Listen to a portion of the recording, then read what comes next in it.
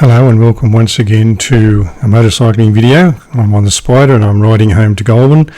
and I will get to Goulburn by the end of this video. So if you haven't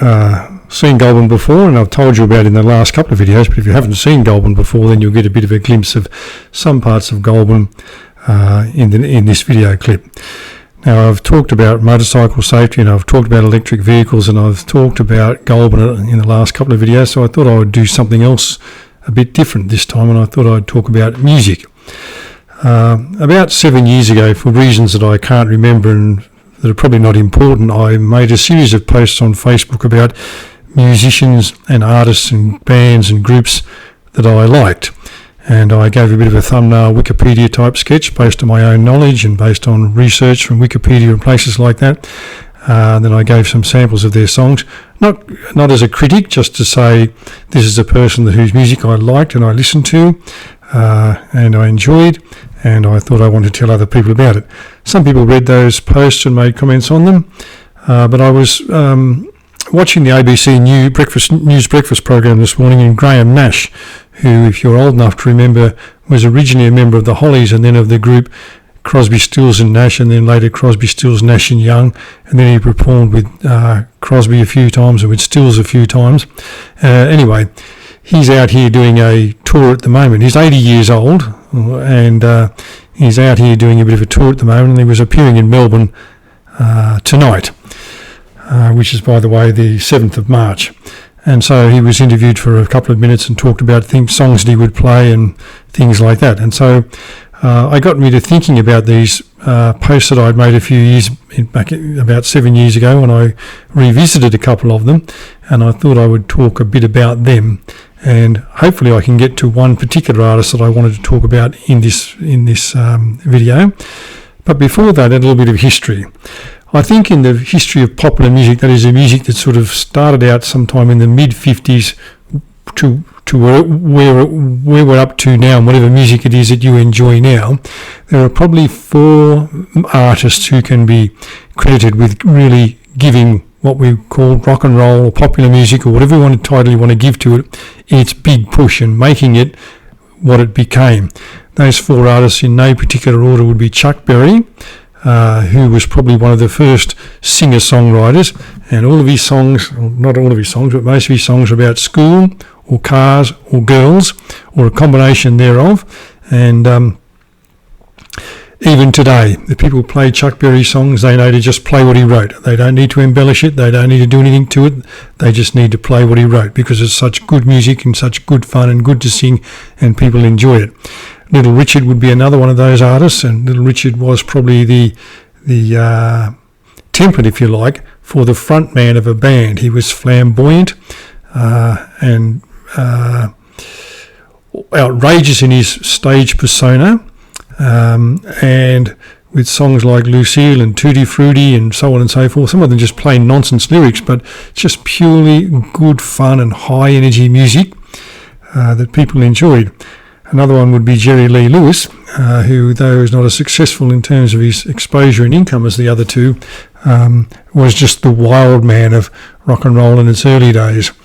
The other guy that probably had a big influence on rock and roll and popular music would be Buddy Holly. And I say that because although Buddy Holly had a very short career, what he did was show white guys in garages before garage bands became a thing. But what he did was show those white guys, you can do this rock and roll thing. It's not just exclusively black music. You can do it too. And you can write the songs, you can play the instruments, you can even determine how the music is going to sound, and you can be in charge of your own image and all that sort of stuff. And I think the Beatles, and certainly the Hollies, referring to Graham Nash,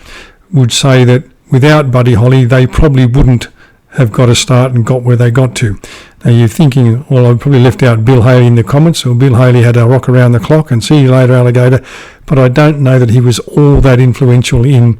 the way that rock and roll went after that. There was Elvis Presley, and Elvis Presley was enormously successful at bringing black music to white people, but the biggest success there, of course, was British bands, and the first round of so-called British invasion bands, like the Beatles, the Rolling Stones, the Searchers, the Who, the Yardbirds, all of those bands who went to America and, in the words of Ron Wood, sold American music back to American audiences. They just played rhythm and blues and they played it back to American audiences who'd forgotten it and had got lost in a plethora of artists named Bobby somebody, Bobby Vinton, Bobby V, Bobby Darin, Bobby Sherman, who were all sort of crooner type guys, and that sort of mellow tone to music had taken over the American music. Now, probably the most successful songwriting duo of the 20th century would have been Lennon and McCartney, and they were undoubtedly one of the first duos as songwriters to be able to write their own material, play their own instruments, and record their own music, and as they became more successful at it, have much more control over how the music was produced. Parlophone, whether they knew it or not, were very clever when they signed them and then put George Martin in charge as the producer, because although he knew nothing about popular music, he obviously recognised something in these four guys, and in particular the songwriting talents of Lennon and McCartney, and allowed them to do what they did and write the songs they did, and he just put a polish on them so that they wouldn't sound as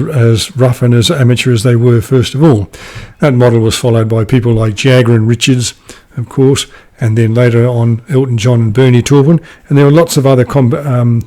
successful songwriting teams, but this isn't really a post about songwriters. It's just about saying how popular music changed. Prior to that, and even in that period, there was a system where, especially in the United States, there was a building in New York called the Brill Building, and in that building there were lots and lots of cubicles at which songwriters would go to every day and sit in a cubicle with an upright piano or a guitar or whatever it was they preferred to write on, and they would write songs. And they would, when they came up with something good, they would be paid a fee, standard fee, which is about $50, and the publisher would then own the song, and the song would then be given to an arranger who would arrange it, and it would be given to an artist, and an artist would record it. And the composer of the song often had no control and no say over how the song was meant to sound. There's a scene in the film version of The Jazz Singer that stars Neil Diamond, where he had written a song called Love on the Rocks, which was part of the soundtrack, and the song had been given to a Billy Idol type singer, and this Billy Idol type singer was thrashing this song to death, and Neil Diamond, who was in the studio in the control room, went to him and said, "It's not supposed to sound like that. I don't think it's supposed to sound like that." And the Billy Idol character said words to the effect of, "Shut up, you're just a songwriter, I'm the singer, it sounds the way I want it to sound." So there were these guys who went and wrote songs, but they never got to record them. Lennon and McCartney broke that mould, and then Jagger and Richards came along and did the same thing, and then Elton John and Bernie, and lots of other people did that. And they established the idea that the artist could write the song, the artist could say how the song was supposed to sound, the artist could play the instruments, and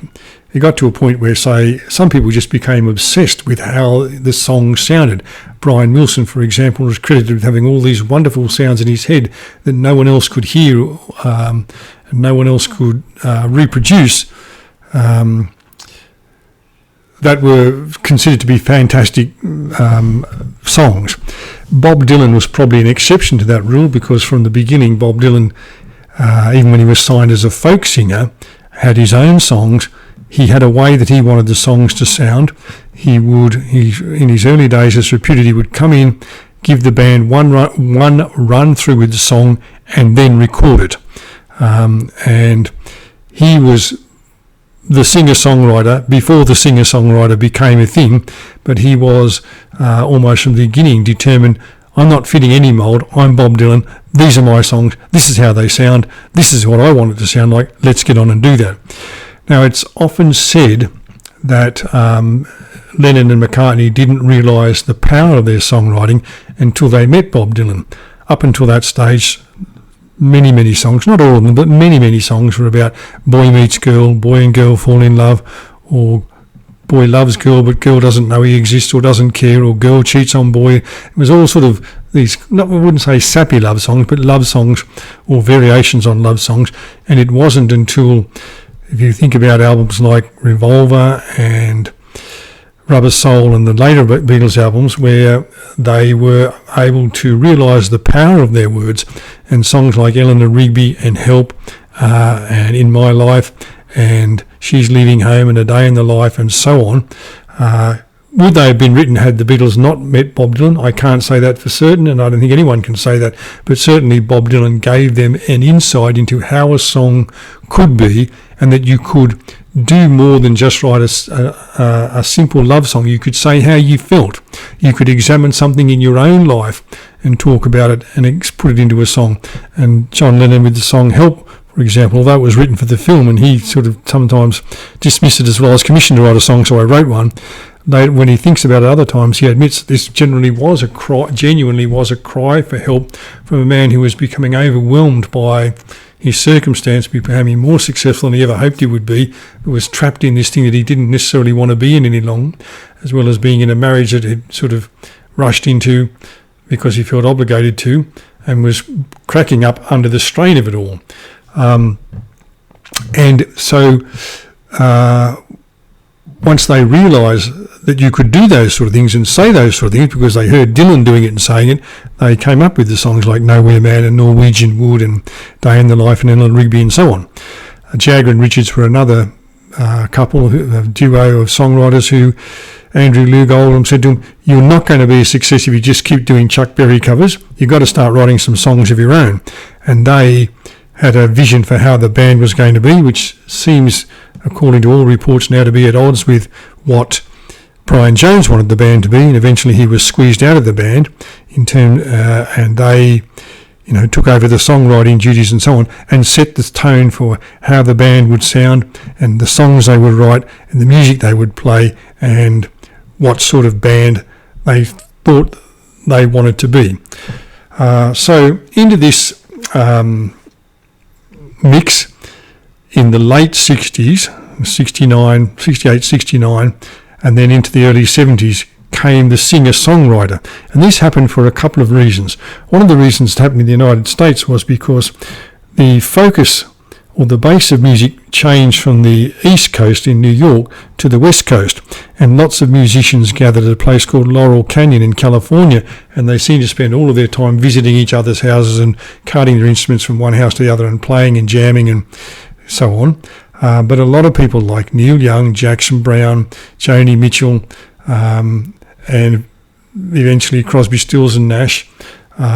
lived in this area and got together either or singularly wrote songs and then were able to record them. Someone like Neil Diamond, for example, had by this stage well and truly scored his own record contract and was able to record the songs that he had written, some of which he had written for other people, like I'm a Believer, for example, A Little Bit Me, A Little Bit You, Well, Look Out, Here Comes Tomorrow, for example. He was able to record them and record them the way he wanted them to sound. Carole King, who worked in the Brill Building with her then partner, husband Jerry Goffin, was now recording songs that she'd written, like Will You Still Love Me Tomorrow, for other groups, but recording them now the way she wanted them to sound and the way that she wanted them to be. So the singer-songwriter came about. One of the early examples of that was a guy called Cat Stevens, who was from England, and he had three fairly phenomenal albums, one after the other: Mona Bone, Jacon, Teaser in the Firecat, and Tea for the Tillerman, and then Teaser in the Firecat. And in those three albums, he wrote a lot of music about examining his own life and talking about people that he'd met and talking about people that he'd been involved in and writing songs about them. Neil Diamond is quoted at one stage when talking about the song Brooklyn Roads that he was told, or came to the conclusion himself, that if you really wanted to be a successful songwriter, what you had to do was look into your own experience, and that's what he tried to do with the song Brooklyn Roads. Now, I haven't quite got to talking about the artists that I wanted to talk about, so I will do that in the next clip, motorcycling clip that I make, but I hope you've enjoyed this sort of introduction to my thinking about music. If not, I hope you've enjoyed the scenery. Thanks for watching, and I will talk to you again when I am making the next video.